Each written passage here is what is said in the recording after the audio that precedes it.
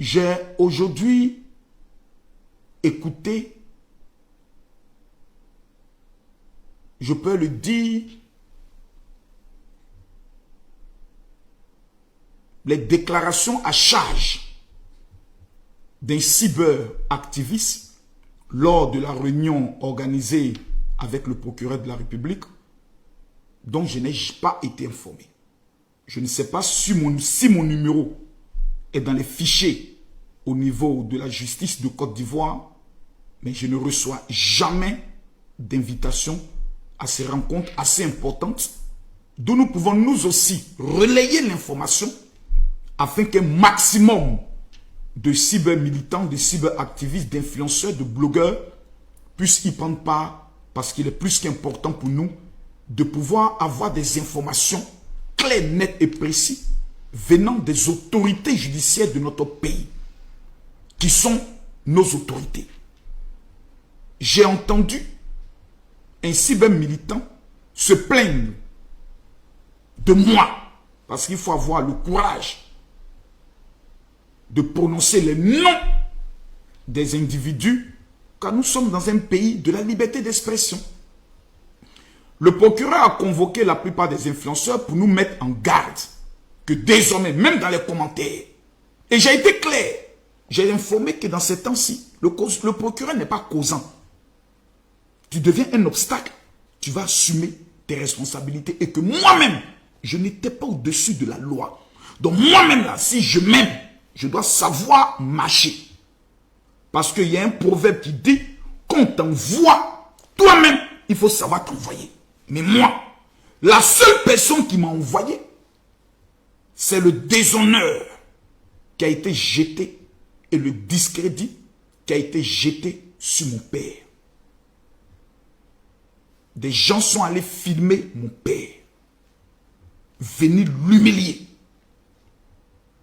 J'ai pris l'engagement devant Dieu, devant la terre, de venger l'honneur de mon père contre ceux qui ont été à la base, dont une secrétaire de session, Chikaya Marie-Denise, la petite soeur de mon père, qui est secrétaire de session PPACI, au niveau de la France. La rébellion a été matée.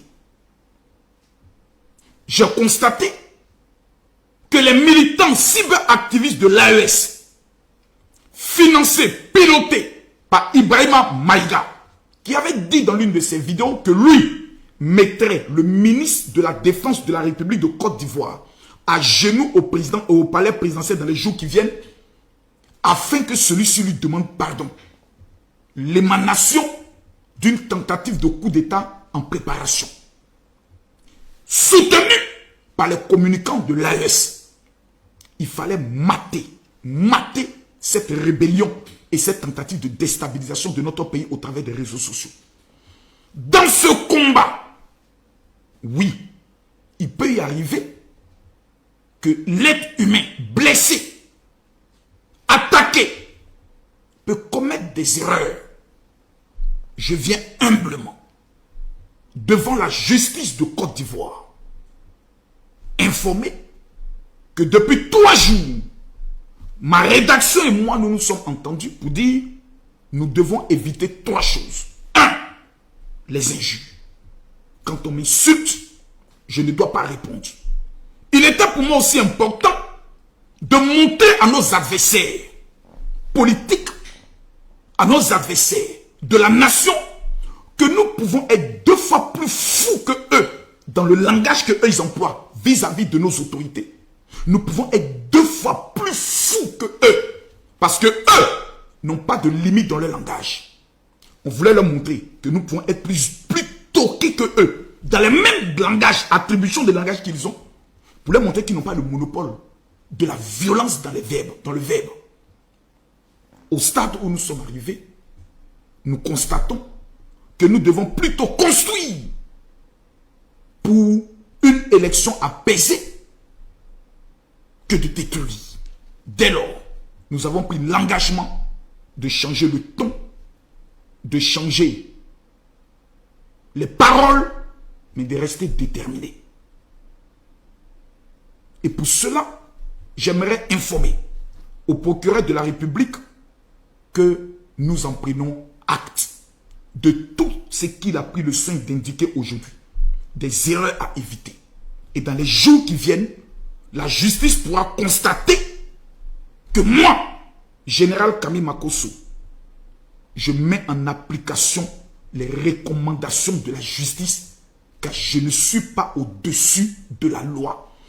Tous ceux qui faisaient croire dans les différents panels, les différentes vidéos, oui, Makosso, il est intouchable. Aujourd'hui, on la preuve sortant de la bouche du procureur de la République de Côte d'Ivoire que Kami Makosso n'est pas au-dessus de la loi. Et dans les jours qui viennent, je peux même répondre des propos que j'ai eu à dire. Je tiens à saluer la justice qui vient de fermer la bouche des ennemis de ce pays qui voulaient me donner un statut que je n'ai pas en Côte d'Ivoire. Je suis prêt à mourir. Et j'aimerais que sur ce plan, les choses soient claires, nettes et précises. Je suis un patriote. Je ne serai jamais assis et voir que des individus vont utiliser le net et les réseaux sociaux, intoxiquer, diffamer, manipuler et vouloir détruire mon pays. Je suis un chef de guerre sur les réseaux sociaux.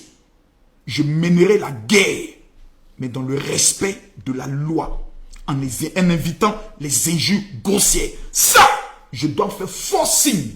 Même si eux commencent, je dois leur montrer que nous n'avons pas la même éducation. Maintenant, parce que nous avons une élection à gagner. Nous avons un pays à stabiliser que les gens veulent déstabiliser par les réseaux sociaux. Merci, monsieur le procureur. Je reste entièrement convaincu que Kami Makosso reste un justiciable comme tous les autres. Si dans les jours qui viennent, je dois être amené à comparaître devant les tribunaux de mon pays pour les propos que j'aurais tenus, j'assumerai et toujours dans l'esprit du pardon. On me dit que Kami Makosso aurait insulté l'ancien président Laurent Gbagbo. Diantre. Diantre.